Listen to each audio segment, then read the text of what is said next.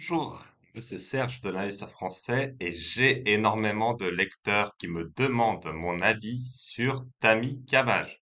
Alors je profite de cette vidéo pour vous dire que déjà je salue le fait que Tammy vous pousse à passer à l'action en bourse, c'est une très bonne chose.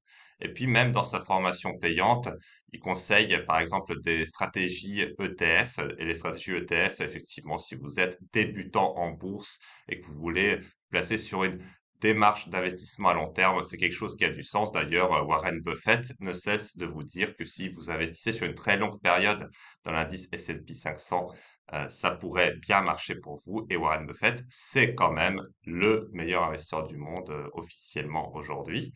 Donc voilà, je salue ce contenu-là de Tammy Cabage, mais je voulais vous dire, ça fait quand même 20 ans que je fais de la bourse. En fait, dans la démarche ETF Momentum, par exemple, dont il parle dans sa formation, il y a un biais énorme. En fait, quand vous parlez de momentum, c'est forcément un momentum passé. En fait, le passé, c'est passé et ça n'a rien à voir avec l'avenir. Et là, je vous avoue, moi, j'ai étudié l'histoire des bourses depuis 1870 et le contexte boursier qu'on vit aujourd'hui, il est totalement inédit. Alors, ça ne veut pas dire qu'il faut paniquer, pas du tout. Ça veut simplement dire que il faut faire attention quand on extrapole des données du passé. Là, on a à la fois aux États-Unis une récession économique, moins 1,4% en PIB. On a à la fois une hyperinflation. Donc les deux en même temps, je peux vous dire, ça a jamais existé. Même la Grande Dépression de 1929, officiellement, on était en déflation. Et là, officiellement, on est en très forte inflation. Donc, moi, je vous dirais, méfiez-vous des données passées quand vous faites des ETF. Si vous voulez bien faire des ETF, en fait, la meilleure chose à faire, c'est de prendre justement des entreprises qui sont capables de répercuter l'inflation et qui sont pas chères sur le marché. Comme ça, vous avez les mêmes composants que votre ETF, mais au lieu d'être pondéré sur des entreprises chères, vous êtes pondéré sur des entreprises pas chères. Et quand on fait des bonnes affaires, pas forcément, on fait mieux que l'ETF de base. Donc, vous pouvez faire ça si vous voulez faire des ETF.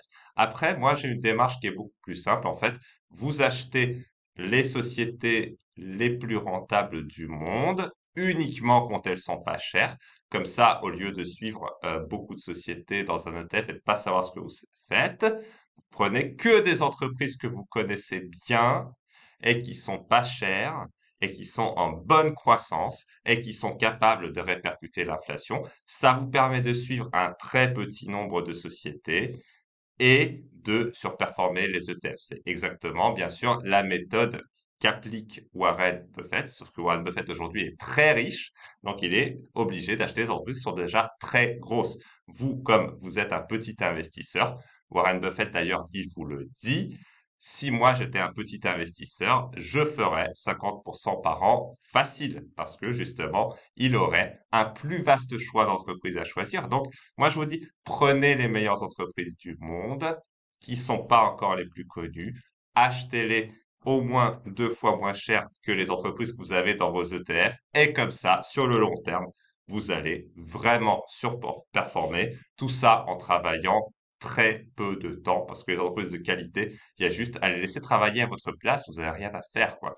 Donc, si vous voulez vous familiariser avec cette démarche-là, je vous offre une masterclass, là, juste en dessous de cette vidéo. Vous pouvez vous inscrire à une masterclass totalement offerte par l'investisseur français, où je vous explique justement comment nos clients arrivent à se faire des patrimoines allant jusqu'à plusieurs millions d'euros en quelques années. Et bon, le plus souvent, ça va être quand même 10 ans, mais il y en a qui y arrivent en moins de 5 ans.